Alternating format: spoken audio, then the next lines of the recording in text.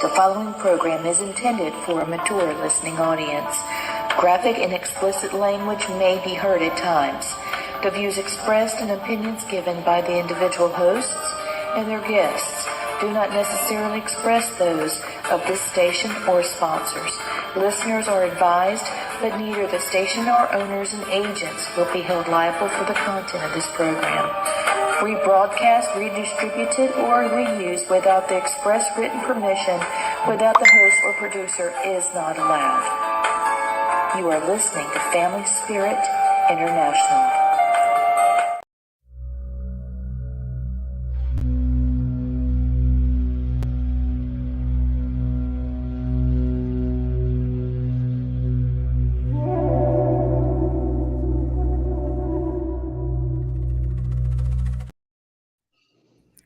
Hey, welcome to Family Spirit International. Blaine and I give all of you a great big hug, a virtual hug. Woohoo! So, Blaine, I hear you've been traveling around a bit. Yeah, I went down this weekend and saw my mom down in South Alabama. We spent some good time with her and my brother Toby, and it was weird. That's the first time I've been back to the house since my dad passed last year. Dad was there the whole time, but it was sort of weird, not being able to say, "How you doing?" Well, don't be surprised what happens tonight because the super full moon was last night and tonight, and the peak of it. And I've had people call me several times today telling me about all the things that happened at their home. Last night, my mom heard her dog that passed away, Toby. Oh, not Toby. We heard him barking, and we heard Mama Jenny talking to somebody, and Toby was barking like he was happy. And we both heard it so vividly, like I can hear you. We were on the back porch loading the washer and dryer and, doing the switcheroo, how you do when you do laundry. And all of a sudden, there's Mama Jenny talking, like audibly talking. And the dog's barking. And I was like, yay, it's my family. So, no doubt. Yeah. But I've had some other people tell me that there's been a lot of things moved in their homes.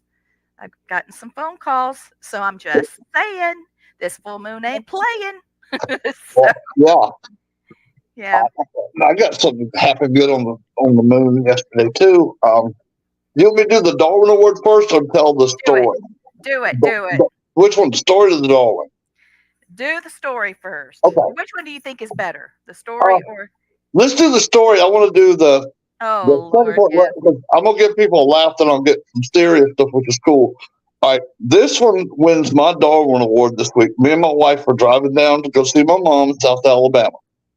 There was a person that was towing two cars with a small truck, and he used a chain from the bumper of the first truck to the first car, then a chain from the second car to the third car. No braking system, no light. I'm looking at this, and he's just up ahead of us. And I think he tried to pass somebody, and the two cars buggy whipped him across the lane. And then he tried to correct himself, and it still kept buggy whipping on him. And he ended up from the left lane over to the right lane, almost took out two cars. And then he finally got it over to stop. Well, he pulled it off the side of the road. And because he had no braking system, when he slowed down to stop, it was like a domino effect. The second car hit the first car. The third car hit the second car. Bam, bam, bam. I was like, oh, my God. Did he say, hey, Ma, watch this? And then Ma, no hands. Oh, my God. Me and Jennifer was like laughing. It slowed us down a little bit, too. This is the only delay we had going down, which I thought would be more since, it's 4th of July weekend. A lot of people go down to the beach.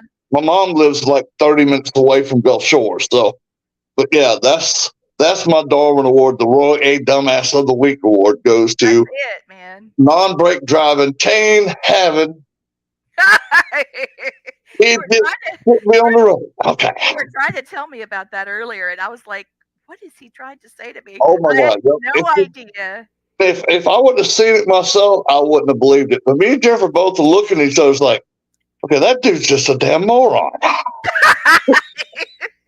And then we finally get, because it slowed traffic down a little bit, we finally got next to him.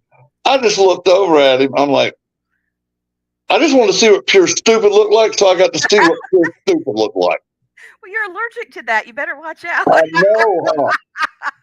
I know. It's like I can't take that in big doses. That was big enough. I'm like, and then we made fun of him the whole way home. Then I went all the way to my mom's, and we told my mom about it. She was like, "Okay, he had no brakes." I said, "Mom, all he had was a chain come off the back truck to the second car to the third car. One chain, no braking system, no lights on the cars. You know the flashers that the most of them do travel with." Yeah. I'm like, how in the world has he not been pulled over by now and thrown under a jail? Because that is the most unsafe thing on the highway I've ever seen. I'm like, Well, I gotta say this. That's pretty crazy. And the fact that he wasn't stopped on 4th of July weekend tells you they're looking for something else this weekend because that one was hard to beat. Oh, well, Weirder's like going down. You usually see at least 2 or 3 county police, 2 or 3 state troopers riding the road. Unless they were all in unmarked this weekend, we did not see a cop from Montgomery till we got to my mom's house. wow. And the only reason we saw one there because a cop lives next door to my mom. And so that's the first cop car we saw when we pulled into my mom's driveway. Oh my gosh. What's the other Darwin Award? Now I'm all excited. That's Okay. a good laugh. I don't have a second one tonight because I know I was traveling today. But I do got something good to tell. Yes. Last night we all had dinner at a restaurant, and then my mom told me after we left, she goes, "You want to go down there where I found the ancient pottery shards?" I'm like, "Yeah, please." So we had to walk down there. It's right on the Gulf of Mexico Bay. It's on the Mobile Bay side. It's not absolutely out in the ocean, but we were walking, picking up shards of pottery, ancient pottery, Native American.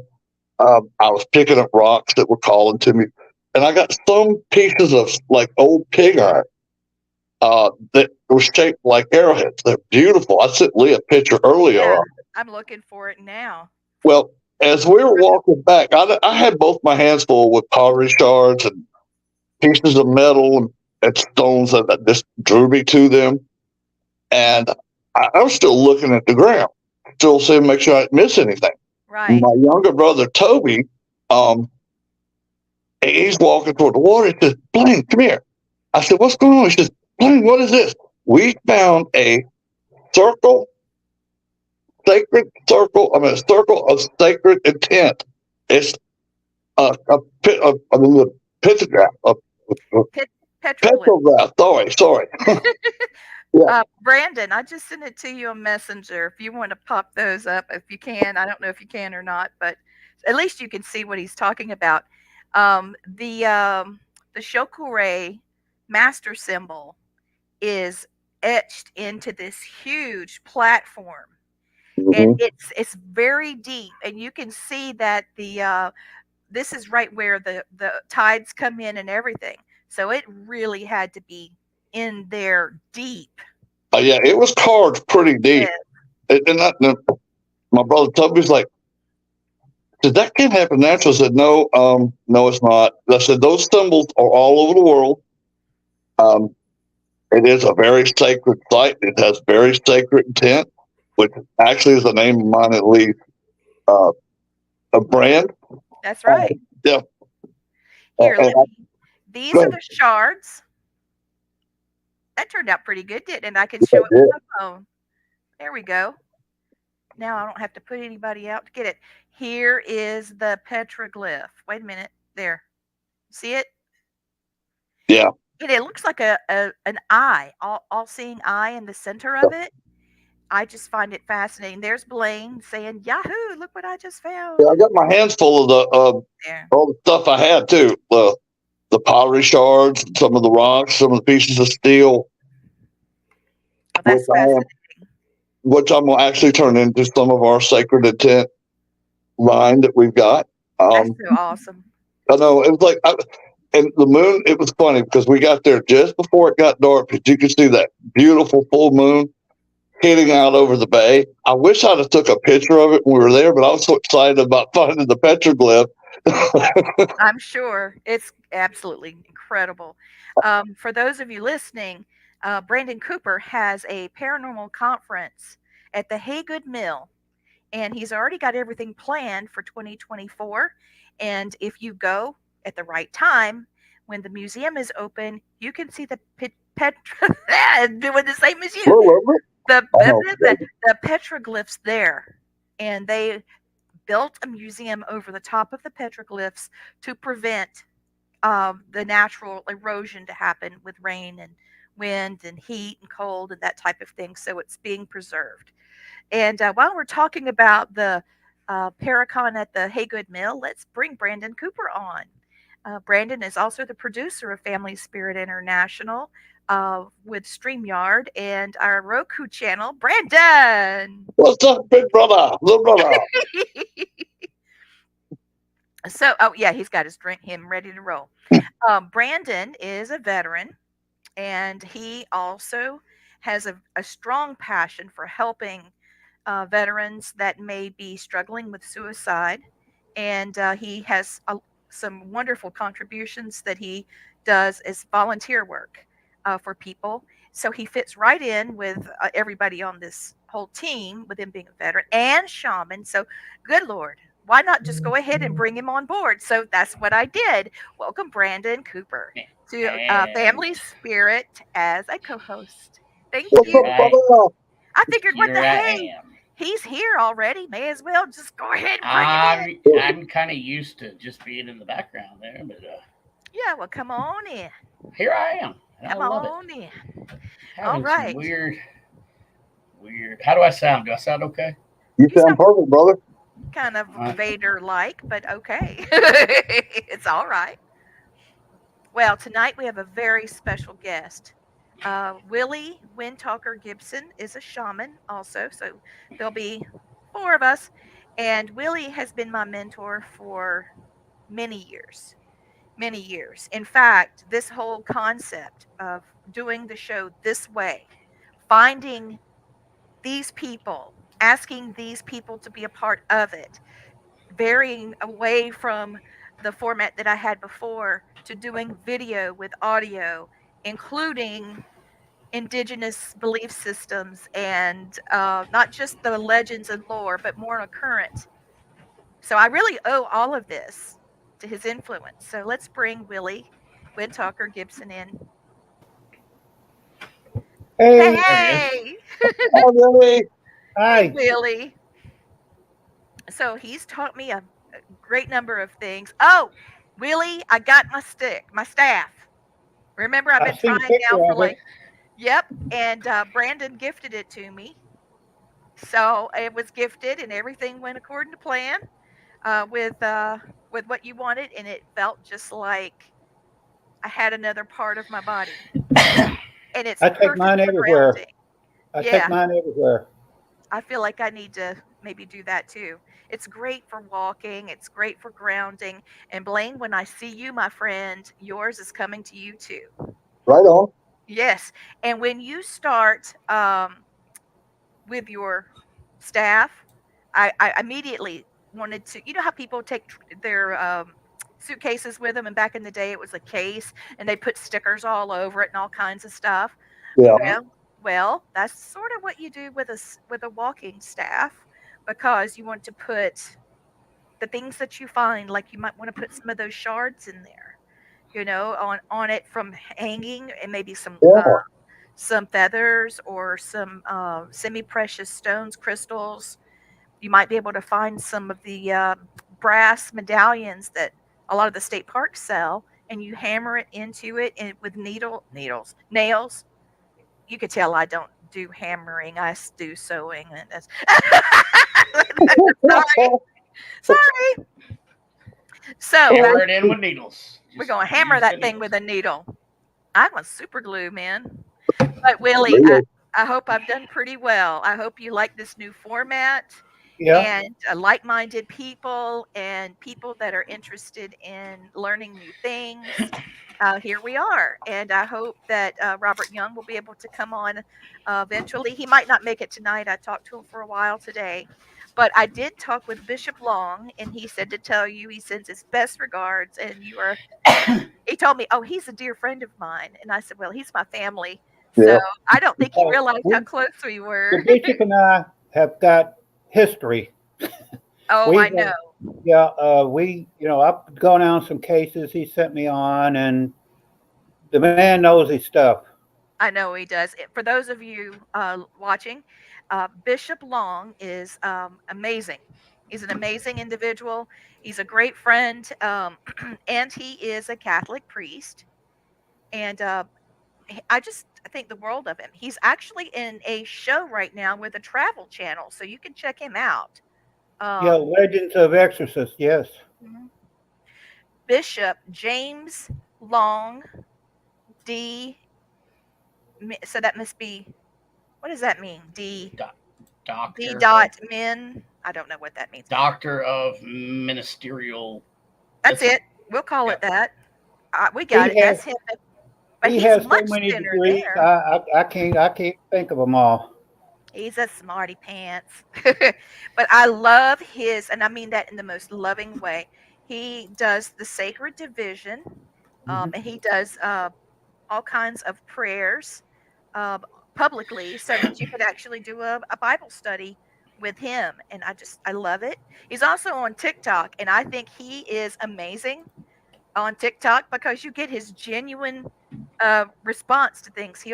Somebody will send him a video and he'll pop it up there and he'll do a duet with it and he'll watch it and he'll say, "Oh no," like if he doesn't like one about heights because he doesn't like heights. No, no, that's a whole lot of nope. I'm not doing that. God help me to never do that. And he's And he so will never get in a charming. car with me driving either. Oh, Uh-oh. really? Come on, really? Oh my goodness. So, But Lee, I was actually, Here's a story about Mr. Bishop Long. He went with me to get a to car, get a to buy car, a car. okay.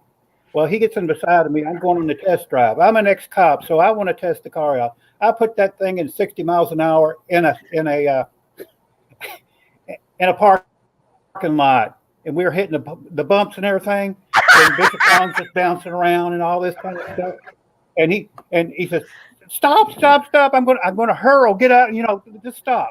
And to see a guy, your best friend, we're both in skivvies. We're not, he ain't got his collar on nothing, and he's praying. Oh, He he's said, "Buy the car, let's go how many home." Our Fathers did he say during that whole ride? A lot of, a lot of I know. he Well, was rattling them off. Bishop Long actually trained me to do exorcism for Catholic folk. I'm one of the few pagans who he ever taught how to do it. That's wonderful. Oh, So Carol Garcia, Anne Marie Young, David Hembry. I think Corey's also sending messages. We've got a very active chat tonight. Okay, so I wanted to make sure I told you, Willie, how much you mean to me. I know that you have it's going to be one of those nights, written some wonderful books. I want to make sure everybody knows how to get them. They're on Amazon. You can get the Shaman Talker, the Shaman Windwalker. Windwalker. I pulled it up. I see it. The Shaman Windwalker. That is one of his books, and the other one is Animals. Uh-oh. Soul Warriors. Yeah. Thank you. So you should go on Amazon and look at these. You can see the pictures of them on the poster. So all both of those books you can find on Amazon. He also writes for Paranormal Underground magazine.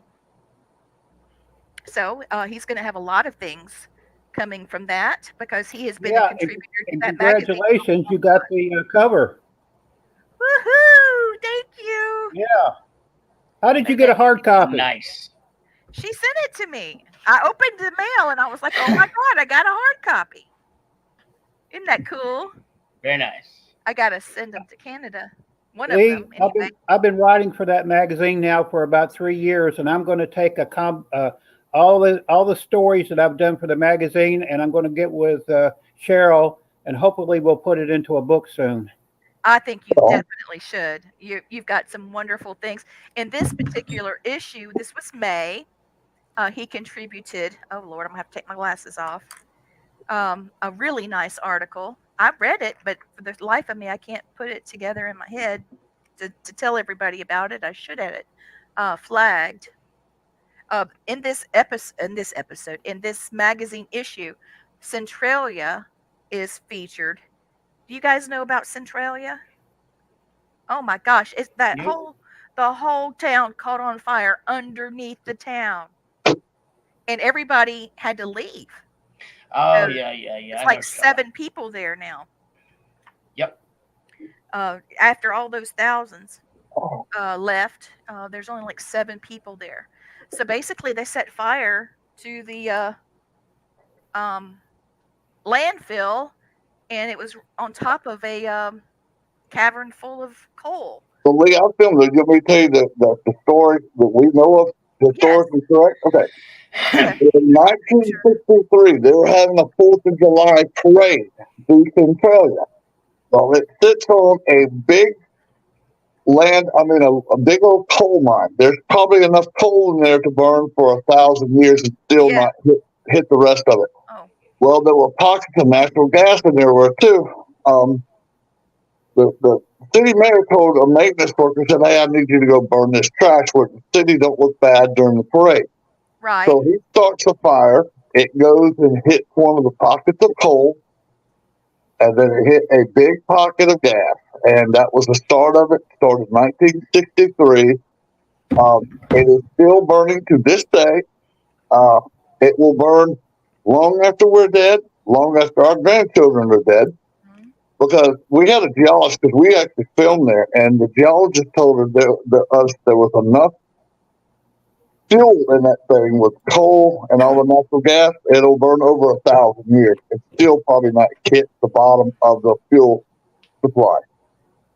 Yeah, and you can actually see in the town now, I think there's actually no actual residents. There is a chief of police. There's one. That's the whole police force.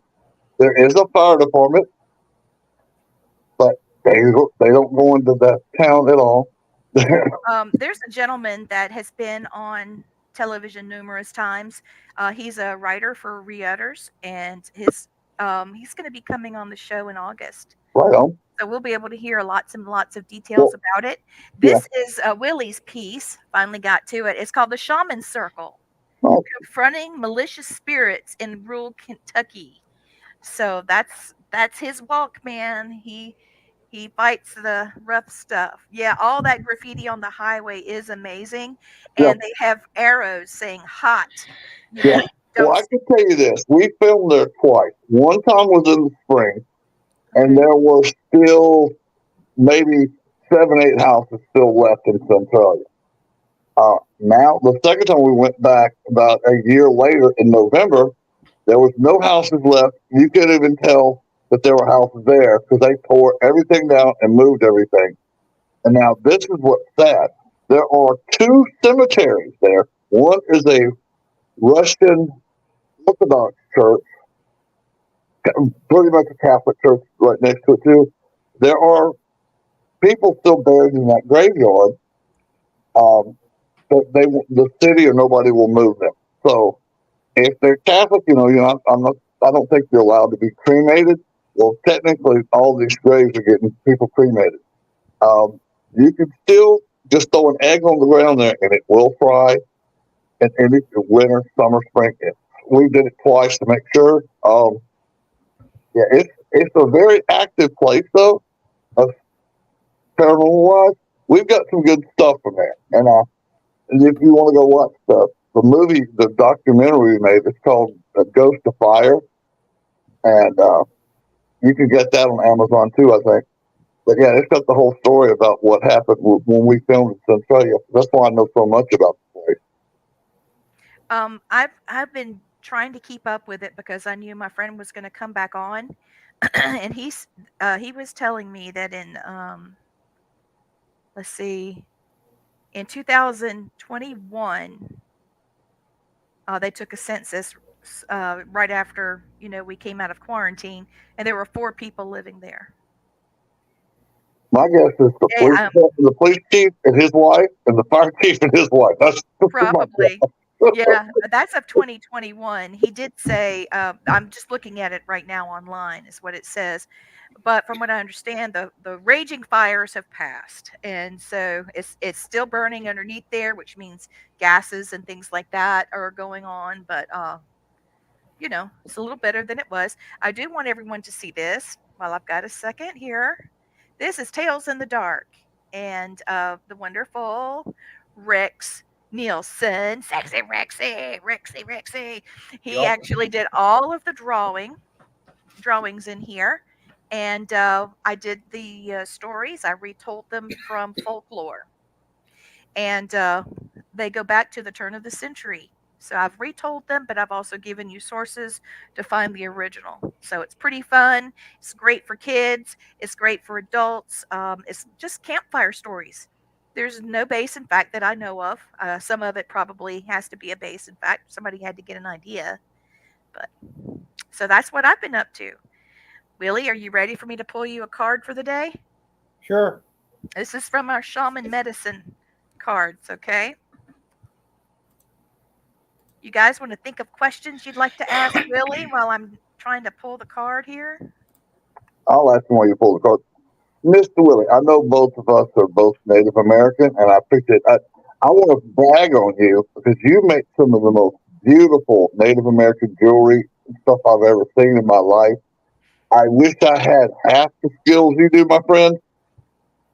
But hey, you're a league of your own, brother. Yeah, I don't make as much anymore. Oh. Well, if you ever need a tester for them, I'll be more than happy to test them out for you. I understand that.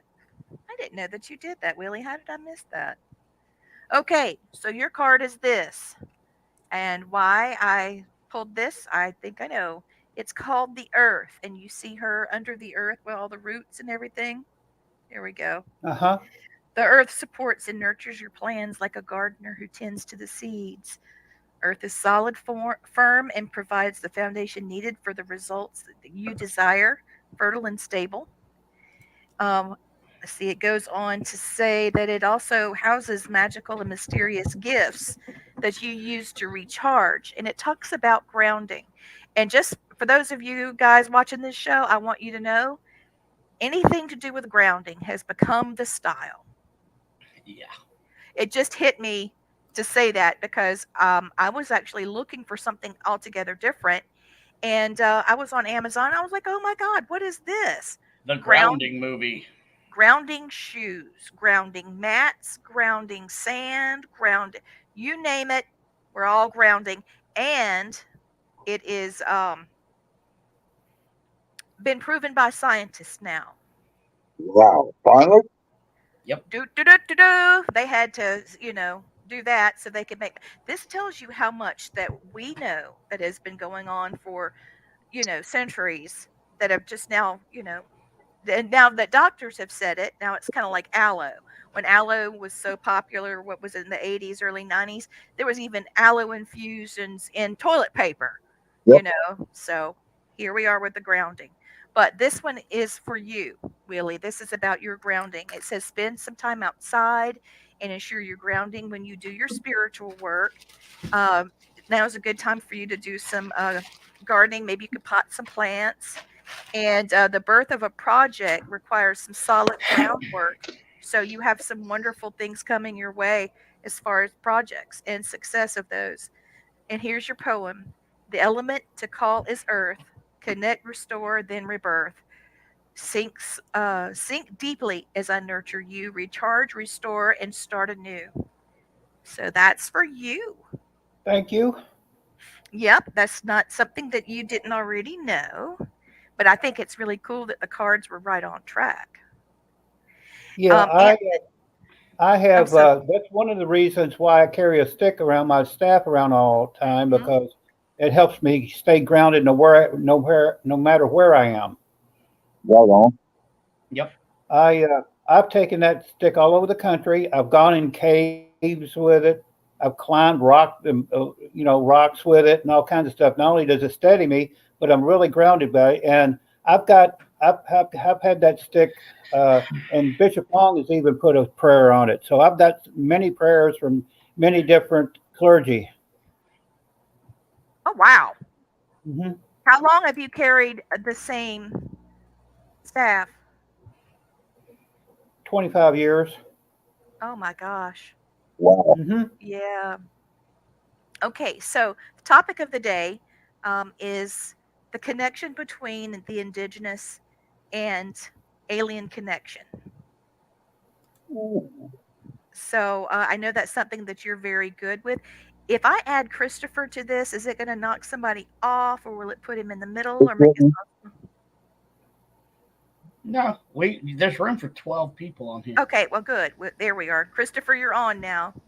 Hello. Hello, darling. Hi. So the question to Willie was, I need to know more about the indigenous people and the alien connection. I have been to Haygood Mill and for Brandon's Paracon, and I went into the museum, and I could not believe that I was looking at an alien aircraft. I know a lot of people are trying to decipher what it is, but I was able to get a reading on it, and it is definitely a person in an alien aircraft. And they were trying to basically let people know what they have seen. You know, that's their social media. They were putting it on their wall, so to speak.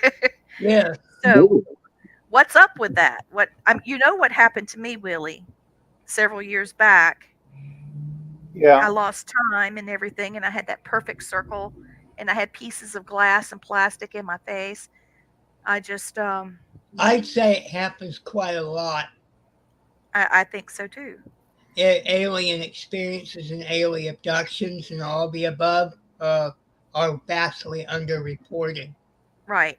Well, we know for a fact during Obama's administration, Russia said, all right, if you don't tell what you know about UFOs, we will. And we all waited. Obama didn't say anything, so they released all this footage of unidentified submerged objects. This goes to say if you are able to have an aircraft in the air in a surrounding where you can't breathe, okay, it's very possible for you to do the same thing in the water. And there's been a lot of things that have come out of that. We had a gentleman on last week, Andy McGrath, and after the show, we talked, and there's been huge squid that have been seen very deep in the ocean, very deep, like the Kraken kind of size. Okay, that's crazy. And we know that octopus, they're the same way. They're huge down there. We've been able to get lots of footage and declassified materials coming out all the time. You know, Navy pilots are taking videos from from their cockpit when they see stuff. Mm-hmm. It's not like it used to be, and I think quarantine may have had a lot to do with it. We've just outgrown the weather balloon thing. I mean, I know they're still trying to pass that off. It's really ironic we're the only country that classifies UFO stuff. Isn't it the truth? So what do you think, Willie? Well, Lee, you know my background. The Shaman Windwalker book has got a lot of alien content. You know, when I was 10 years old, I was taken. And I lost, I was playing in the backyard one afternoon. I was 10 years old. I look up at the sky and I see a star coming, and I keep watching it and watching it, and then it was right there. It was a silver round thing with lights under it, and there was a flash of light. Now this was at 4:00 in the afternoon in the summertime. Oh, wow. And then there was another flash of light, and it was dark. It was like 9:00. Oh and my I'm standing gosh, you in my lost a backyard. lot of time. I was gone probably 4 to 5 hours. Wow. And they Really? had people out looking for me. I was missing. Dad hadn't called the cops yet, but when I walked in the door, man, he just laid into me. I And bet he whipped your butt. I didn't know what happened. I didn't know that I had been abducted then. And he sent me to my room, and I didn't say anything more about it because I was trying to figure out what happened.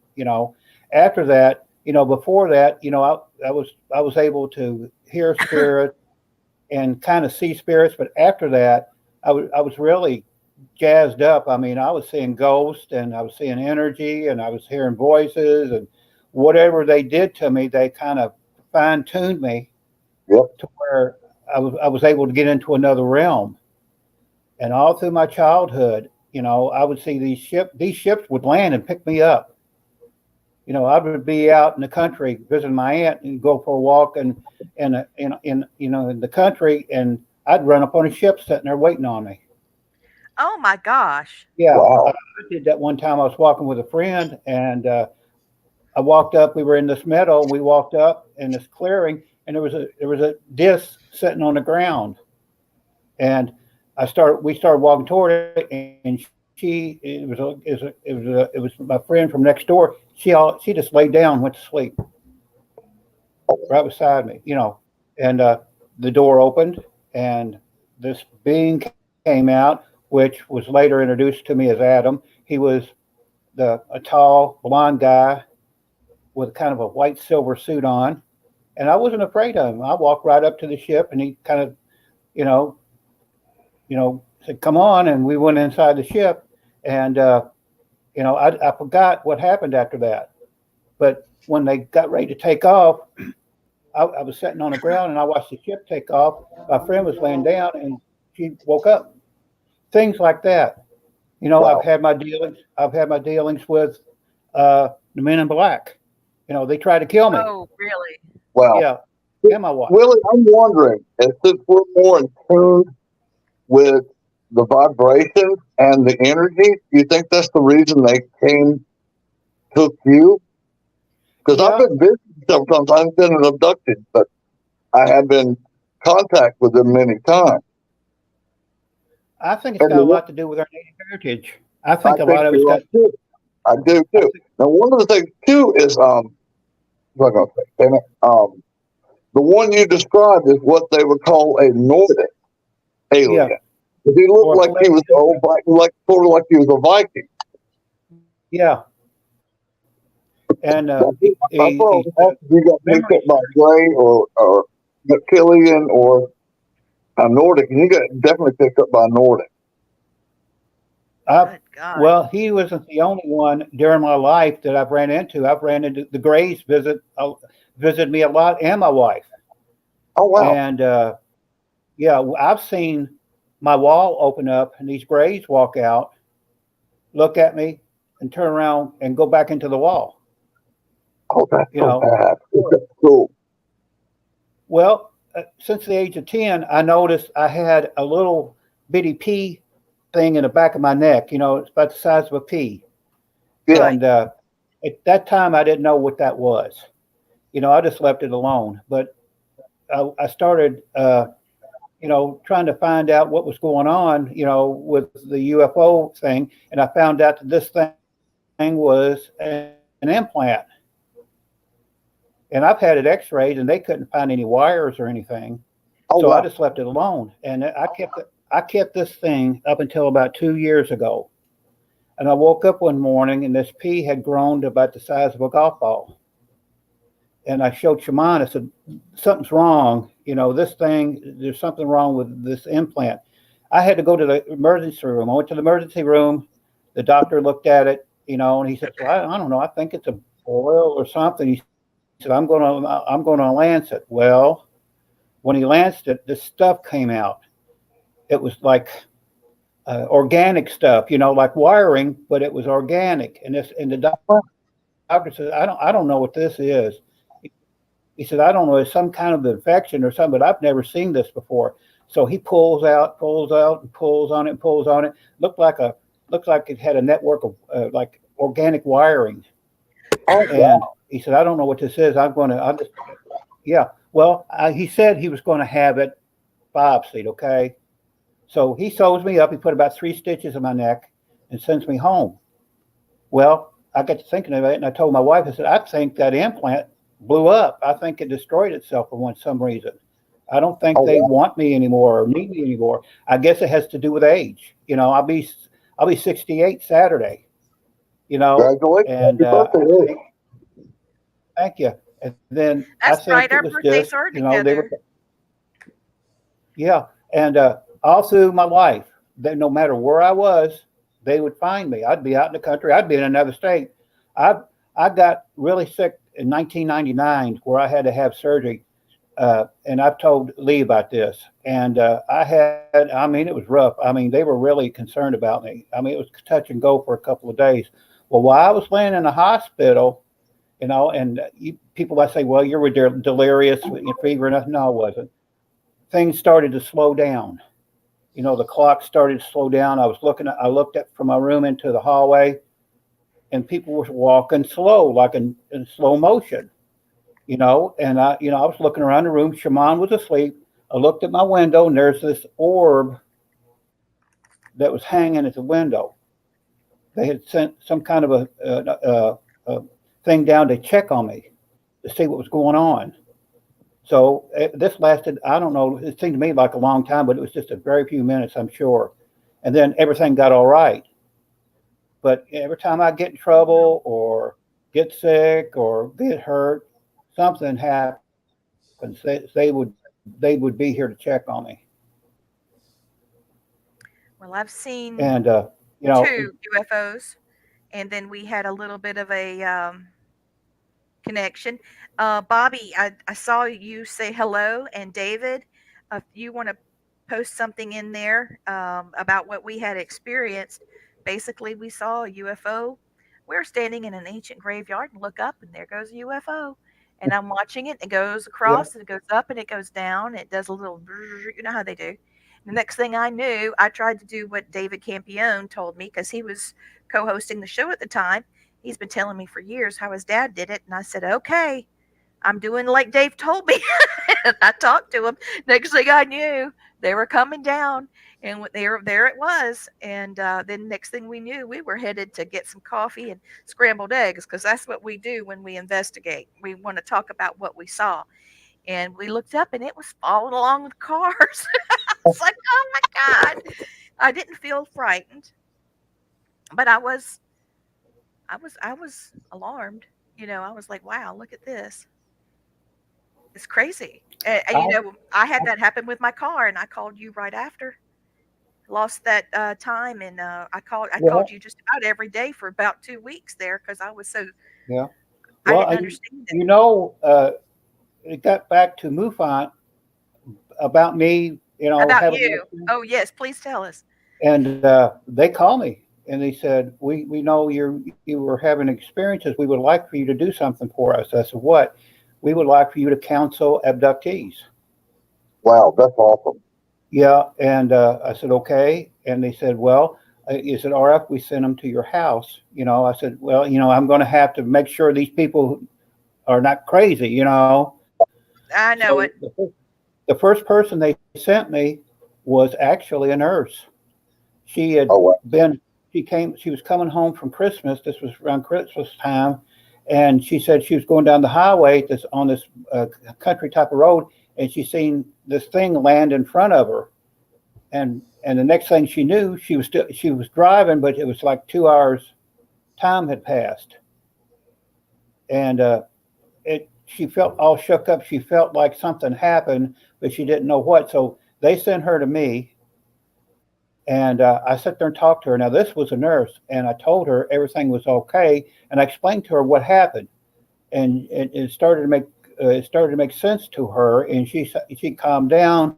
And I said, "I'll tell you another thing. This is going to be a part of your life, the rest of your life, because they're going to be coming and checking on you, and they have been." And this was 25 years ago, and they're still coming to check on her. But she knows how to deal with it now. Good. And I had an encounter group that I started with 30 people in it, and we would meet once a month at the library, and they would come and bring me pictures and pictures of things they saw and creatures and things like that. So one Saturday afternoon, it was 1 month, this guy walks in.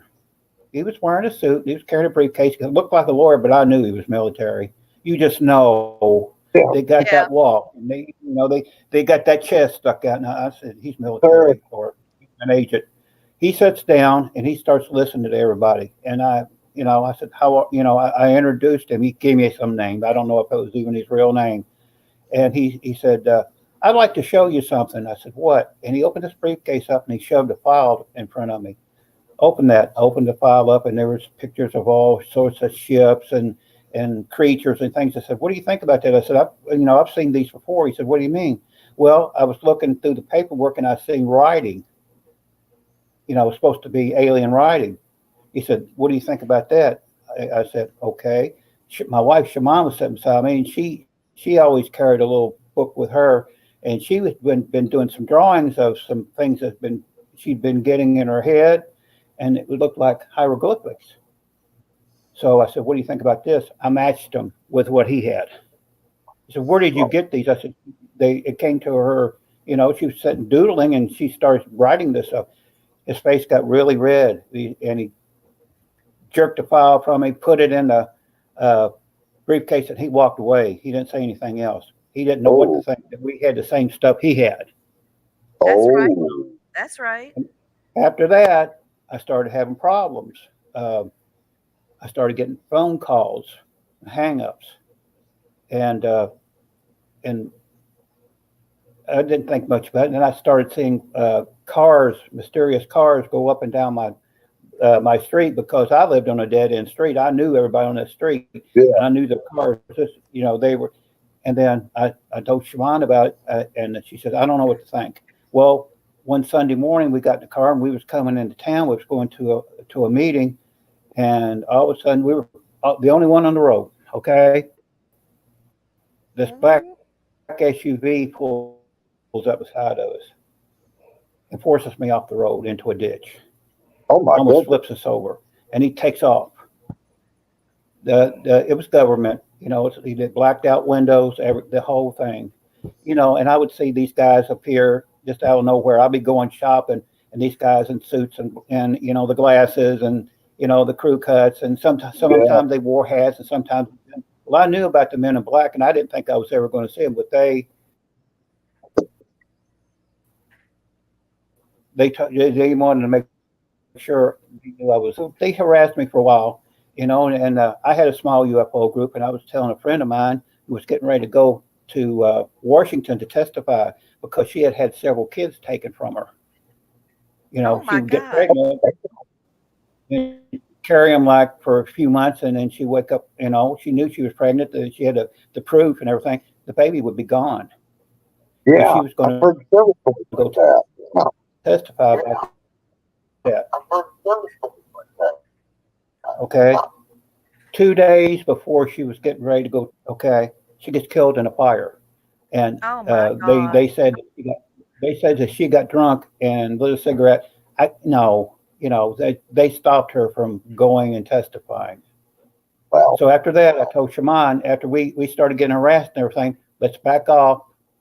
I disbanded the UFO thing of a month, because I didn't know if they were going to get in trouble or be in danger either. So I said, let's cool this for a while.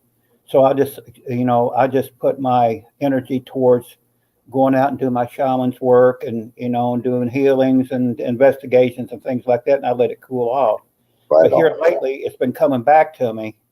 People have been, Windwalker, this happened to me and that happened to me, and I've been going back and counseling again, because you can see this stuff on TV every day. Yeah. It's no secret. So I work with, and nobody's, except for the implant exploding, which I knew that's what happened. I haven't had a problem with any strange people showing up. But I'm pretty sure that, they know where I'm at. I mean, they really don't have to have an implant on me no more. I mean, I can look up at nighttime and I see things in the sky, and I said, how are you? What are you going to do? And, I've been taken to places like underground places to where I saw things in tubes that looked like humans. And I've seen underground rail systems. Right. And yes, we have bases on the moon and Mars. Oh yeah, I'm sure we do. They're there, and there are bases all over all over the world, in mountains, under the sea. I mean, I've been to a few of these places, and I kept it to myself, and I've told Shaman, but yeah, I've seen humanoids in tubes, uh, uh, different sorts of aliens. I haven't ran into the reptiles yet, but I've ran into the grays, different types of grays, Nordics, Pleiadians, quite a few other races. And I've ran into a lot of Native Americans that's gone through the same thing I have. Yeah. And it's common. I don't work. People say, "Aren't you scared?" What up? What are you going to do about it? I mean, if they want to come see you, they're going to come see you. I've woke up, gotten out of bed, and had green fluid on my sheets, and I've sent samples to the university to get analyzed. They lose them. Sue gets up one morning. She's got 2 black eyes with green stuff running out of her nose. Ooh. I have to keep her in the house because I'm afraid people might think I beat her up. No doubt. I mean, she had raccoon eyes where her nose had been messed with. So, oh my gosh. Yeah. But as we got older, we haven't had as many experiences. But every now and then we have lost time. Every now and then I see, out of the corner of my eye, something open up and close. I think that's just them saying, "Hey, we know where you're at." So they're not bothering me, but I've had so many experiences in the last 57 years that it's just commonplace to me. It's just like walking down the street. You're taking a breath of air. They're there. What are you going to do about it? Yeah. See, I got lucky with mine because they flew down. They were hovering over the house that lives behind me, and all they said to me is, "We came to you because your energy was so resonating that we had to see what you were." And they talked to me for a few minutes telepathically, and they said something like, "Okay, you will live in peace. Go in peace." And they were back in the sky, gone. Well, they revere the Native American people. Yeah, we're like their children, And I think sometimes, Willie, if we are not direct descendants of some of these aliens, because my grandmother used to tell me stories about Native American children that had blonde hair, blue eyes, and the only thing I could think of it was aliens that came down there, or there were Vikings that came over and assimilated into the tribe. But Well, I'm just glad I'm not one of the sea monkeys to them, just keep them in a little aquarium or something. I feel like there are those that are smart. They know you. They know you. Oh, I know they do. It was pretty crazy. Just getting back into the spiritual part of it, Bishop Long, he's done 30 exorcisms. Oh, yeah. I've done a few, 2 or 3, and it's because I had to at the time, because I walked into something, I had to take care of it right there. Of course. But when I do the spiritual part of it, like if I go on a case and I've got to use the medicine, the real shaman medicine, where I've got to build wheels and I've got to do, the 4 winds, and if I got to do the fire, and if I got to do everything, I can do this stuff. Mm-hmm. Sure. And when I do a lot of the spiritual stuff, I've noticed that there's some activity above too, watching. Now, do you actually like build the fire and things, or do you call the energy? If I run into this, if I run into a situation, Lee, that I've got to do the fire, okay, I will. Oh, I see. I'm not going to do it. I'm not going to do it at a complex or apartment complex. Yeah. But I see what you're saying. I tell you what, when I went and did the Bell Witch thing. Yes. Yeah. And I had they said, "We need your help with the land." Well, I built a nice spiritual fire. I did my prayers. I did the circle. Fire.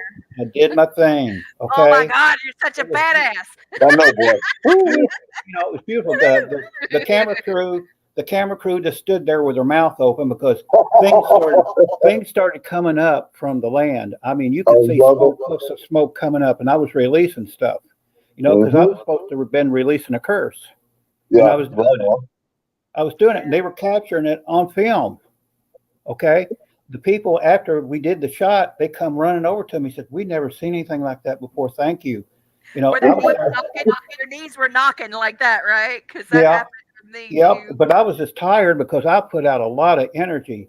Yeah. And after the shoot, I went back to the hotel and I just fell in the bed and I told Shaman, man, this thing almost killed me. Well, the next day I come home. Of course, we got to wait 3 months before it's aired. I said, I can't wait for people to actually see what a shaman does. Right on. They didn't do it. They didn't show it. Oh, they cut it all out. They went after I released the curse. They went and got, I don't know where they got this guy. He brings a Bible out and starts jumping up and down on the ground and da da da da da and praying all. I have released the curse, and I just sit there. And Lee knows it. I just sit there. I do. I can't believe it. I did everything right. I even talked to other shamans and told them what I did because they put a gag order on me. I couldn't talk about the show. You know how it is, Lee. Oh, too well. And I talked to the other elder. He said, "It sounds to me like you did the right thing." I said, "Well, you've seen what happened on TV." He said, "I even tried to get the outtakes of it. So what I did, they wouldn't let me have it. That belongs to the A&E, And I was mad and I was really upset because what I did my job. If you call me out, I don't go out on just anything. And Lee knows this. It's got to be something serious before I go out. I just don't go out just to go out. He's helped me to be able to sort through all of that too. People will call me, I got a windwalker. I got a skinwalker. Come help me fight it. This ain't gonna do that. I said, have you done anything? We heard it out in the forest. I said, leave it there. Don't bother it. You don't mess with it. You don't want to dance with a skinwalker. Well, we're going to go out and kill it. No, you go out and you won't come back. You will not come back. And the only way that I would fight a skinwalker, if I have to, one-on-one thing or attacked or anything like that, I'll go for it because one of us is going to die. Thank you. One of us is going to die. We don't play fair. I'm calling every ancestor I got. I'm calling every tribe I can get a hold of. I'm calling my bear and my wolf and gentle on my spirit guide. We're going to have a party. Let's go. I will tell you, shamans knows how to defeat a skinwalker. They know how to kill one if they have to. Mm-hmm. But if you don't go pick a fight if you don't have to. People say, well, we want to film and we want to do this. Just like when people go out ghost hunting. I'm going to find me a demon and I'm going to no. Bless it. I know. I can count on one hand the times that I've had to get in that situation, and even then I've had to ask Bishop Long for a few things, and he says, it sounds like you did the right thing. He said, you did a good job. I said, I don't ever want to have to do that again. I'm not going out and looking for people that, if somebody comes and says, when the case I worked, I knew, I thought it was just going to be a regular haunting and I was going to walk through the house and, maybe do a blessing and stuff. And when this person opened up the door and I looked at their face, I said, oh, I've got a problem. Yeah. Because my team was all everywhere. I mean, Bishop Long was in another state. My other team members, they were scattered everywhere. So I was by myself. You're not supposed to do anything like that by yourself. But when you're there and you've got to do it, I did it. And I tell you what, it almost wiped me out good. But I was dealing with, transitional demonic possession. That I was dealing with possessed dogs and birds and flies everywhere and water shooting up out of the faucet and all this kind of stuff. I mean, it was. Yeah. It would I did one with some help. God bless this man that was helping with this. I helped him. It was Leon Wilkes. Let me make sure I get my words right. And I could see the animal spirits running beside the car. And I said, "There's wolves." I could hear them. I said, "There's wolves. They're running with the car." And when I got to the house, when I saw her eyes, just like you said, when you look into eyes and you see souls behind them, it's like, oh, here we go. And Yep. that's what happened. And when I walked in the door, she said, "Oh, did you see the wolves I sent?" I was like, "Oh my God." Yeah. And I was like, "Yeah, they meant mine." Yeah. They meant mine. It's so sad that there's so many people get themselves into such a mess. But I believe And that aliens are drawn to Native Americans because of their spirituality and because of their energy. I Because agree I've with you. talked to a lot of Native Americans, and they have almost the same story. Well, Willie, you know as well, American community in the United States has some story about sky gods or the sky people, and they're adamant about how they work side by side with them. They work with them, for them, all kind of stuff. I've met people that says, "I know you." It's not because they've read my books or seen me on TV or anything. No, you and I have been into some kind of a room together. I remember you. Blaine, And Oh wow! can you tell me how I know this man? How I know Willie? Very well. I Oh know because it goes back a really long time, and I've never yeah, put my it finger does. on it. Willie, have you? Have you ever figured out how we know each other? no, but I'm sure if you remind me, it would come to me.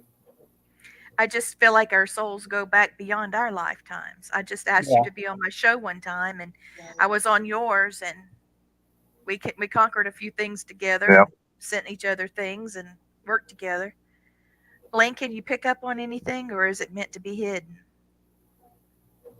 No, no, no. What you're picking up on, you're going to great. Um, our essence and energy, or our soul, have interconnected so many times with each other in distant past. That's why we have such a connection now. Well, you and Willie have a real good connection now.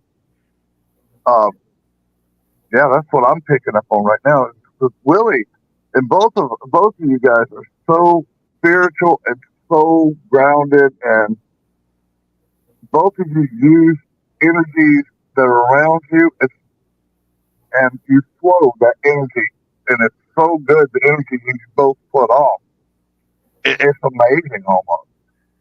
Oh, thank you. It's like the sky gods or the sky people.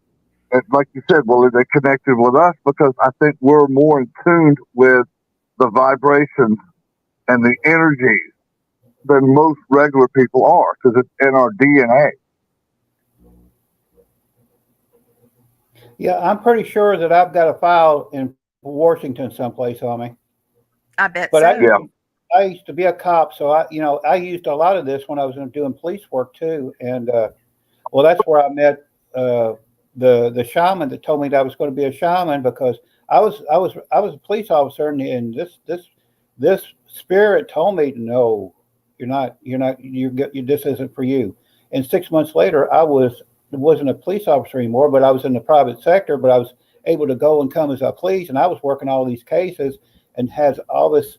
I had all this energy, but I didn't know what to do with it because I hadn't been trained yet. So I would seek out Yeah. other shamans, and they'd look at me and say, "Let me talk to you," and they would sit down and show me things and everything. They only had to show me once, and I knew it, you know. Yeah. And I had female shamans, I had male shamans, I had spirit shamans, and this went on for 10, 20 years before I came out and told everybody what I was doing. And then when I come Yeah. out, people thought I was a Satanist, and Oh Lord. I've actually, when I set up places, was doing readings and things, I've actually had to be escorted out of places by police because people tried to kill me. I mean, they said Oh God. I've had Bibles thrown at me, that I've been spit on, and I've had Shaman with me, and she could tell you, hey, this is what are we going to do? I mean, these people, I mean, they were really hardcore Christians, and that was a mistake setting up at that area with them. And Oh the police, dear. they called the police and had us escorted off the property, and they followed us until we got outside, and they kept people in so we could be safe. So Wow. we've had some really close calls because of what we did spiritually. They didn't understand what I was doing. Oh, you're a witch. No, I'm not a witch. I'm an ordained minister, believe it or not. Pentecostal. And that's my Irish ancestry too coming out, and I've had to use that a lot too. Yeah. I've got Celtic stuff that I do too. So because I've noticed a lot of people want shamans, a lot of people want different things that other than traditional, and they're satisfied with it, and they're not scared of it no more because a lot of people know a lot about it now. But back in 1988, you really had to watch your back when you did your shamanism and things, because they didn't know. It was like being back in 1698. That's what it felt like. Salem. Yeah. Well, we're from Kentucky, right? So you're like us, right in the heart of the Bible Belt. And I've had the same people. Tell me that I was a soothsayer, I was a witch, I was a warlock, I was demon possessed. And then I explained to them, okay, we did not choose these gifts we were given. They were given to us before we were even thought of. I think we have no control of that. The Great Spirit, God, whatever you want to call it, it gave us these gifts for a reason. But they didn't know I came from a family of Pentecostal ministers. Yeah. Oh my gosh. My dad was a lay minister. I am a Pentecostal ordained minister. And the people say, well, you can't be a shaman and a minister. Why? I mean, I serve the Great Spirit. Yeah. And they'll say, they'll give me a Bible verse. I said, go to 1 Corinthians 12 under spiritual gifts. Come back and talk to me. Thank you. I never seen them. Yep. Yep. I said, God, there will be people like that. Yeah. I was going to throw this out there. I know we're talking a lot about Native American and indigenous people, and how the alien connection comes into play. Well, I know that there's a lot with Hopi Indians, the Dakota, the Cree. There's a lot of things that you can pull from every angle of the indigenous North American, the ancestors as well as to today. But you can actually go as far down as Central and South America, because they were natives too, and they had every one of those has something about sky gods or sky people. Their creation story was the people from the air came down, created us, blah blah blah. So yeah, that's like. Well, there's also I'm gonna get my dog up. She's driving me crazy. Will you just sit up here? I'm sorry, y'all. She rules the house. There's a story, Lakota legend, where there's 7 maidens, okay, and they are being pursued by a bear. And just as the bear starts to charge at them, they are praying. And all of a sudden, the bear lifts into the sky. It rises off the ground, as they call it, and it's taken away, and they never see it again. And here's something. Besides that legend, there's plenty more where that came from. But you also have to look at the Devil's Tower and all of these wonderful ancient. I don't know what to call them.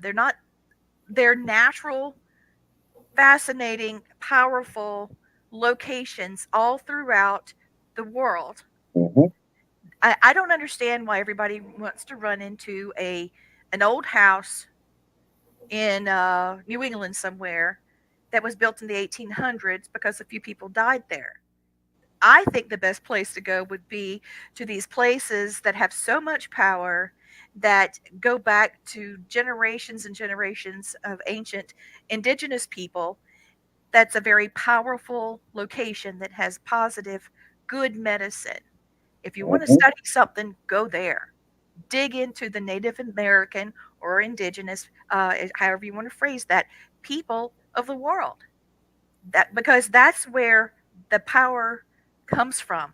Our great spirit gives all of that to us, and I know that I actually believe that is why aliens can keep contact with where we are because we're connected to how they communicate. Mhm. We are able to be seen on their radar. I've told many people over the years, look, you are on the paranormal spectrum, as they say. Yeah. If you can see them, they can see you. But that's just with spirits. Mhm. It does also with aliens because they're interdimensional. And if you can communicate, as Willie has clearly expressed earlier as a child, if you can see things interdimensionally and interact with them, they can see you. That's how they're able to. Honestly, I feel like, Willie, the reason why that thing blew up in your neck is because you didn't need it anymore. Yeah. I don't think it has anything to do with age. I feel like have risen to a certain point in your ability, your spiritual ability, where they Mhm. know where you are Yep. because you ping on their radar, so to speak. Exactly. Your energy radiance now is on the same level as them, so they don't need to keep, like you said, keep track of you Yeah. anymore. And Not see, one. Yeah. you two have something in common, Blaine. You and Willie, you both have the Celtic background, but you also have the indigenous. Yeah. And because of that, you have two different walks, but it's the Mhm. perfect storm Yeah. You should have seen because me. You should have it's the seen me as perfect. a kid, Lee. You know, we would go to family gatherings.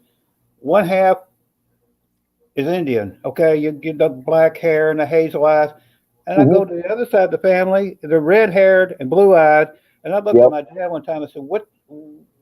This is the Murphy side. This is the Yeah. Gibson side. Mhm. I love that. Your I love that. grandmother was Irish, you know, Yeah. but I was accepted more from the Indian side than I look more Indian than Irish, Sure. You and do. Well, your soul and feels like it. Your soul yeah. feels very And indigenous. you were talking about energy. You know, that one time where I saw the wall open up and then the creatures came out, looked at me like, "Hey, you know, we're still here." Turned Yeah. around, walked back into the wall, and it closed back up. You know, I most people would have been scared. I said, "Okay, I'm going to go back to sleep now," and I roll back over. You know, It's and like yeah, he's like, you know, whoop, there it is. I'm I back to woke sleep. I woke up one time, Lee, and there was the large gray had Shaman in his arms, and he Oh was wow. putting her to bed. And Shaman Oh, woke up and saw this, and the reason she woke up, she had to pee. Well, it broke Yep. the hypnotic thing of it, and she said, you know, and she didn't. She just, I knew she saw him, and it walked back. You know, it walked, turned around, and just walked away, and it disappeared. She see, it said, didn't mean any harm. There was "Yeah, somebody on here she was chatting with us, and she said that it hurts her to hear so much about aliens because she feels like they're disrespected by our government. But I really don't. I really don't think that. There it is. I don't think they are here to harm us. Some No. are. I do feel some are. I can let me feel some tell you, aggression. let me tell you, you know." You seen the old movie Day the Earth Stood Still, 1951? Yes, I You want have to maybe some. you better change. You better quit this stuff. I come from we have a federation. We have a federation. I There know. is a federation of Well, aliens out there. We're good, Mhm. but a lot of them are protecting us right now. Yeah. I know. I know it. I know it. A lot of these UFOs is ours. You know, you see up in the sky, it's our people. They're on patrol. Mhm. A lot of these aren't aliens. There are people up there patrolling. I Oh know yeah. they are. So James Cunningham, he watches our show a good bit. I love James. Hey James, he said that there's a Masonic lodge on the moon. It's just a stone, but it's still there. And he has some really cool. Let me show you the picture he sent me of this artifact. He was just telling me he has an escape room that is alien themed. He's really enjoying the show. I can tell. And those of you watching the show, we will be at the Deep South Para Comic Con in August, and it's going to be a great. It's going to be a great event. I can't wait. We'll talk more about that in just a little bit. We'll have to come back to that. But I wanted to show you, Brandon, I'm going to bring you on. Well, no, he's gone. This is the picture from the Haygood Mill. Wait a minute. Let me get it over here. You see him? Oh, that's petroglyph. Do you see the petroglyph where there's like a man or a person inside of a machine with a little thing on the top of it? Can you make it out, Willie? Yeah. Okay. That's an example of some of the petroglyphs. They're all over. They're all over. This place is a very old, ancient. It's a very ancient, sacred location. Chief Lamar Nelson of the South Carolina Cherokee, he has his powwows there, and gosh, it just the sacred fire there is unbelievable. And I can't. We just had one, and I'm ready to go back and do it again. Now let's see. I was going to show you the object that James sent over. Well, James, I'm trying to find you, buddy. You sent it to me on both of my. I can't see with my glasses, y'all. This getting old stuff sucks. I'm telling you. It's not for the faint of heart, that's for sure. Well, I'll find it. But he has this medallion, and you can see it's like in sandstone, and you can see the. It's incredible. I'll find it. I don't want to give everything away about it. I would like for you to see it first. So he collects objects. Here it is. There you go. Okay, let me get it where you can see it. There. See the man inside of a, I guess you would call that an aircraft or some kind of machine, and he's sitting on a whole lot of blankets, I guess. Oh, I've seen that before. Now, Willie, one of the things I want to ask you, when you were abducted, do you remember some of the conversations you had with the different types of aliens? The first time, and when they brought me back, I didn't know what happened. Okay, but they blocked my memory somewhat. But sure. I started remembering things, and I remembered what Adam. He told me his name was Adam or a Tom. Told me not to worry. Everything's okay. They weren't going to hurt me or anything, and they didn't. That particular species didn't. But I've ran into the Greys, and let me tell you, it's a whole different story. And it's almost like a spiritual thing with Adam. It's and he would. I remember him showing me things, like on a screen and the world, and telling me everything is going to be okay, and also warning me things that the mankind it's got to stop doing a lot of things, like polluting the world and stuff like that, and they're watching over and everything. I always wondered what if these beings are watching us, and you take the Ukraine. They can stop that war with a blink of an eye if they wanted to. But sure. They're waiting to see if mankind can straighten it out. I mean, all they got to do is to show up, and the fighting will stop, because they know, Russia knows there's no way they're gonna take on something like that. Yeah. And I was just wondering, I would, if I could talk to Adam today, I would say, why don't you, do something, to help us out. I think they're trying to see if mankind will straighten it out for themselves. They're here and there, they're giving us a little bit of technology and things like that, but usually it winds up in a ship that, they could do, like war and stuff like that, not to go exploring or anything like that. I mean, a lot of our technology has come from them. You take, like I said, a lot of the things you see in the sky are people that's on patrol, you see squadrons of people of these things just fly. If they were going to attack us, they would have attacked us by now. So it's got to, that's us up there. And as far as the grays go, I mean, they prod and poke you, and they've got these weird things that comes down. And I remember this stuff when it comes back to me, because I woke up in bed, like I said, with fluid all over me. I've sent clothes off to be analyzed. They never come back. I never get an answer back. And that daggone show ain't going to let them work on, go near a shaman, And they give me a little warning, so MUFON told me to send the stuff off to get it analyzed, but I check on it. We never received it, So I'm still being watched by I guess the Men in Black in some kind of way. They're watching me right now. They're probably watching the show right now just to see what I'm going to say, but they're going to know what I'm saying. You can watch on TV now, But I've experienced. Hey, Willie, what I tell them, I appreciate you watching the show. That's better numbers for us. I hope all of you watch them. Oh my goodness. So Horn Paranormal had posted something here that she had a coyote. It was actually an elemental running alongside the hillside in pace with her UTV at her Swansea, Arizona location. And so she's had that experience too, about seeing spiritual animals that are, tracking along. It's amazing to see that kind of thing. Let's see if anybody else had any questions. Those of you watching, if you have any questions, please feel free to ask them now.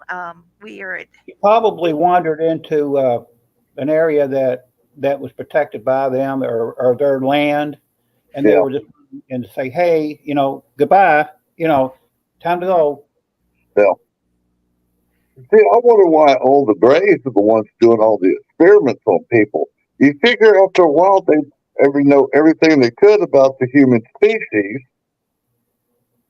but maybe there's just like so many colonies of the Greys. Just like one group came, they did their experimentation, didn't pass it to the next group, so they had to come and do their own stuff. That's the way I think. They have incorporated into other species too. If you can see, some you got tall grays, some grays you got look more human. They've really been working on the DNA. Well, isn't that something? Well, let me ask you this, Willie. Do you think that ancient aliens gave us part of their DNA, or just created us totally, and that's why they're maybe checking back on us to see if the DNA that they gave us to make us Homo sapien or human? I think that they came in contact with the Indians way back when, and we got their DNA in us right now. I do too. I do too. That's exactly what I think. I think that's for the people that follow this, that find this interesting. If they do a little more research, they'll see it. There's a lot of books out about it right now, and I guess you'll probably find those books around the grounding mat and grounding shoes and stuff like that, because this stuff's been around for centuries. About how, just look at the cave drawings, look at all these incredibly powerful locations are. Well, Shaman does drawings now that she'll get, start drawing things, and they'll look like ships and hieroglyphics. And she did that a long time ago, and she stopped because she got sick. But now she's starting to come back and draw again, and she's picking up things again. That's amazing. Well, it's 8:25. I need to pull a card for someone that got missed last week. So I'm going to do a 1-card reading for you. Okay.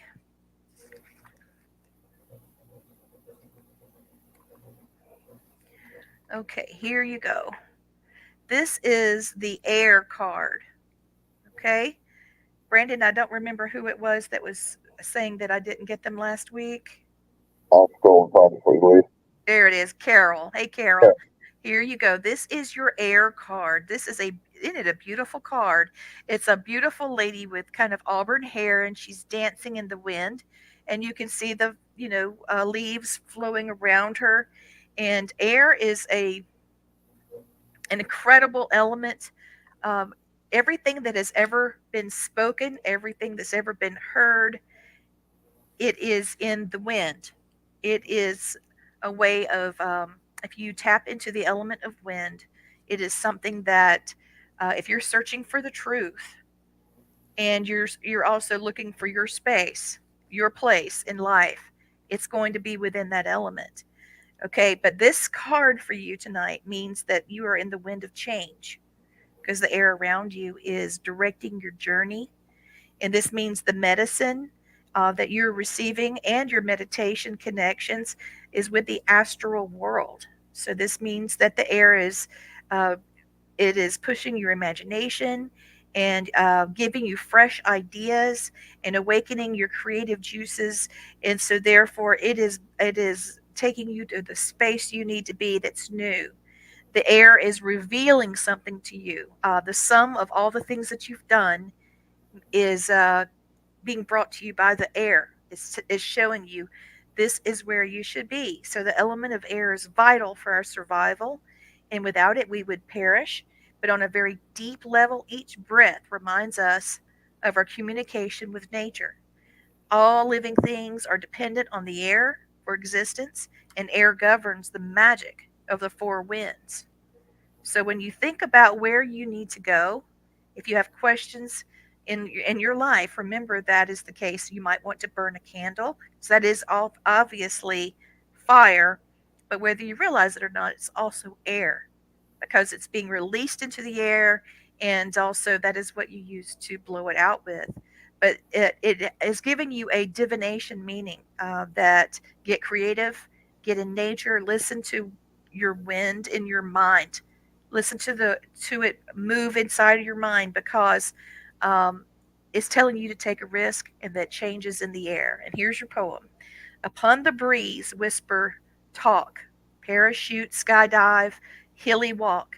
Air fuels the mind and brings clarity, enhancing your creativity. So I am really excited to hear what's going to happen for you, Miss Yep. Carol. It's a beautiful card for a beautiful lady. Yep. All right. So, Willie, usually about this time of the night, we ask for anybody that, has any questions for our guest. How can they reach you and that type of thing. And then we start our suicide awareness. And I would like to bring Brandon back on because really, that's not me. There's Brandon. Hello. Hey. So, does anybody in our chats, anybody that's messaging me on text? I've got a lot of people watching tonight. This might be record numbers. Mary Lynn. Oh, she wants a card too. Okay, here we go. It is a beautiful card, Carol. Thank you. Yeah. All right. If anybody has any questions for Willie, please let me know. Um, yes, you can find. Wait a minute. Hold on. I shouldn't have said that because of the phone starts. Here we go. There's another one. Yeah, Okay. All right. While you're pulling the card for her, I gotta just say this. When you talk about the wind, all I could think about was a Fleetwood Mac song called Change. And I love it. the first line is, listen to the wind blow, watch it grow loud. That's it. I'm like, oh my God, that's perfect. Yeah, I got a chill all over me. Well, people said many spiritual things about our Stevie Nicks, and I think that's it. Maybe she had a little more thought about her. Listen to the wind blow, watch it get loud. That's it, that line. I was like, oh, that's beautiful. That just fits so well with that card. Oh my God. Ooh. Willie, people are wanting to know how to find your books. On Amazon.com. Amazon.com. Also, how can they see a Paranormal Underground magazine? I have that somewhere It's magcloud.com, and you can search for Paranormal Underground magazine. You can download it electronically, or you can get them in printed version, just like this one. I don't know why I always want to do this crooked, but yeah. And Cheryl Knight Wilson is a wonderful lady. She is the editor in chief, and you can get the Shaman Corner. Okay. All right. Willie's books are on the poster for the show. I got the titles all mixed up because I couldn't get my glasses straight, but they are on Amazon, and I highly recommend them. Just go right ahead and go to your Amazon cart and click it, and it'll ship right to your house. Okay. Now, let's see. Hold on just a second. There's somebody else that needed a card pulled. I could feel their angst. Mary Lynn, I'm pulling a card for you. You're wanting to know if you're on the right path. Let's see what we can do. I won't be taking any other cards after this because the next message is extremely important. That's not the right card. That's the right card. Okay, Missy. This is a vision quest. Okay, the vision quest is a very big card. When you go on a vision quest, that means you're looking for where you need to be in life. Okay, vision quests are usually very illuminating, to say the least. You can see that the lady here is looking at the sun. That means that she is reaching up towards our creator, wanting to make sure that she is in the right place at the right time for blessing. And that's how you do it. You put yourself in the right place at the right time, and where you can be blessed, and you will receive a blessing, but you have to first take action. And it sounds like you have, okay, that you have taken action for the blessing. A time of abandoning and ignoring, diminishing, and misunderstanding the power of the old ways and wisdom is coming to an end for you. On the physical plane, you need to feel and carry on in your set way as a matter of survival. But this will soon create a state of emptiness, weakness, and fear.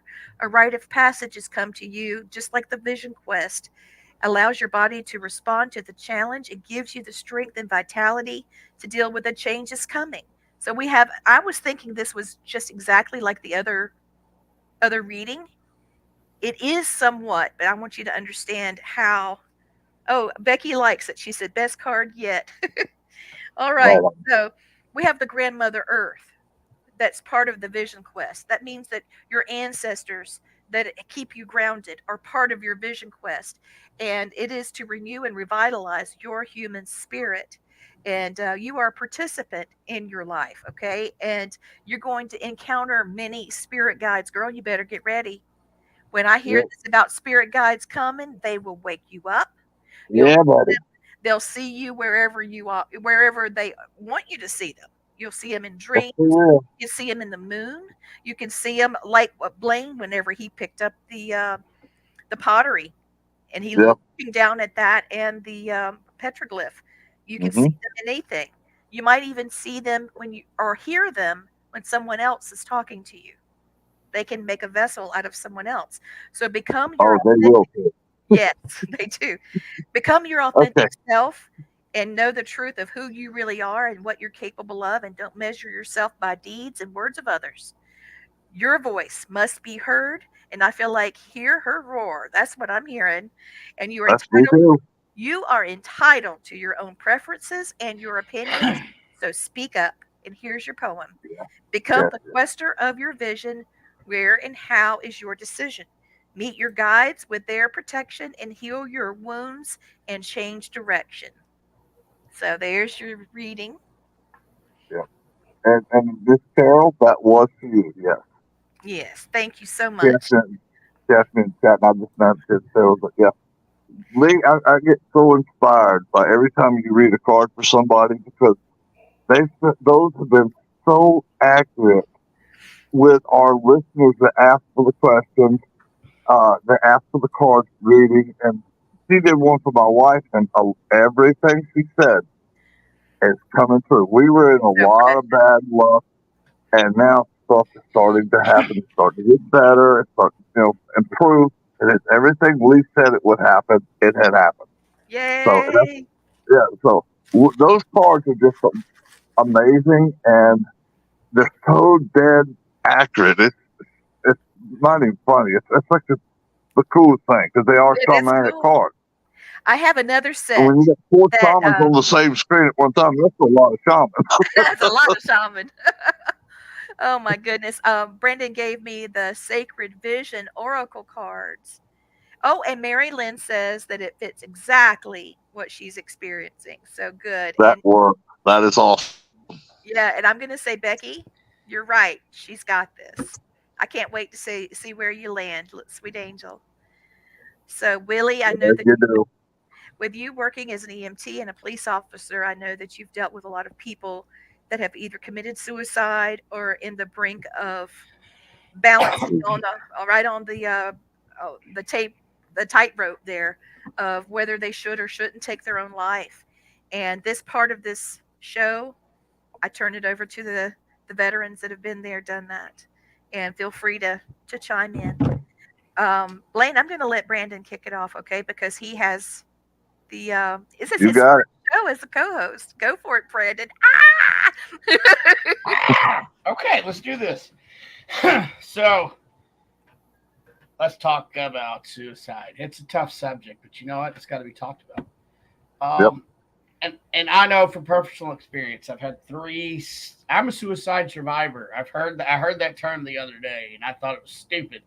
And I thought about it. I'm like, well, technically, yes. So I am a suicide survivor. And you're not alone. There is the National Suicide Hotline, which you can just simply dial 988. If it's actually, I don't want to take Blaine's thunder, but you can also text 988. And if you don't want to call, you can text, and people will talk to you. Whether you're feeling suicidal or you're just feeling really alone, it doesn't matter. They don't know to come rescue you unless you pop smoke. Thank you. So they're not going to know to send the chopper unless you signal for help. So it's never too late to dial 988. I like and you're that. not alone. That one just sort of slipped down. I don't know where that one came from, but hey, it works. Yeah. But, you can call any of us on the screen, and I'm sure even Windwalker would rather talk to you than tell your eulogy. So, that's exactly right. Blaine, I'm going to let you wrap it on out, buddy. Got it, bro. Yeah, this is a big thing for me and Brandon and our whole show is we're both veterans. We're combat veterans. Willie, you were a police officer, paramedic, so you're a first responder as well. So you're just like the same as us. Now, one of the things I love about the 988, it is a hotline for suicide prevention, but it's not run by some 18, 19-year-olds working a call center. It is psychiatrists, it is psychologists, it is preachers, reverends, rabbis, any religious, even Native Americans, they have somebody there that's actually experienced and just not an 18-year-old kid working a call center. They do take you seriously. They will be more than happy to listen to you. And what I say every week, please talk to somebody. There's always a reason that you need to live. You might not have fulfilled your destiny on this earth yet. And if you commit suicide, you're stopping that from ever happening. And you don't know how many lives you can change with that alone. But yeah, always call somebody. If you need to call me or Willie or Brandon or Lee or Chris, any of us, I have talked down 3 veterans from committing suicide because they heard this on our show. And I got a call from one about a week after I talked to him. And he said, Mr. Blaine, I don't know what your energy is, what you did, but I found a job now. My wife got back with me. I see my kids now. I'm a productive member of society. He says, I still have the thought, but you talking to me changed my whole life. you gave me my life back. And like I said, if I can help one person do that, 1,000 people, it just makes me feel better. Because, if I'd have known Brandon when he was suicidal, I'd have talked to Brandon.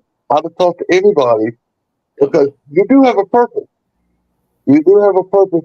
And you can ask any of us on the show that we've talked to spirits who committed suicide. They're not happy. I've never found one yet that was happy. They're mad still. They're regretful now. And they don't just realize it doesn't just affect them. It affects every family member they have, every friend that they have. And people have survivor guilt when you do something like that. Now they're trying to think, what did I not do enough to help this person not want to kill himself or kill herself? But I will preach this until the day I die, because I love my veteran brothers and sisters, because we've all been through the same. I'll just put it plainly: we've been through the same shit. Okay, we've all come back, and we know that the support system right now, it's getting better, but it's not perfect yet. When I have veterans, we have a video that we play on here that it's bad, and you can tell the man is begging for somebody to help him. All he wants is just somebody to help him. He's asking out. He's trying, and the VA system, it's good, but they still have this flaw, because they're so overloaded in such the major cities that have VA, that they're siphoning them off to third party psychiatrists and psychologists, and then they'll put you in the network. Well, that doctor or might decide he wants to go off network, but now you've lost that person who you've already confided in. That's the story of it. It is hard, and I myself included, so is Brandon. It is hard to tell that story, because military taught us that no, we're supposed to man up and we're not supposed to worry about anything, and it's not manly enough for us to talk about stuff like that. I'm sorry, but yeah, it is manly enough.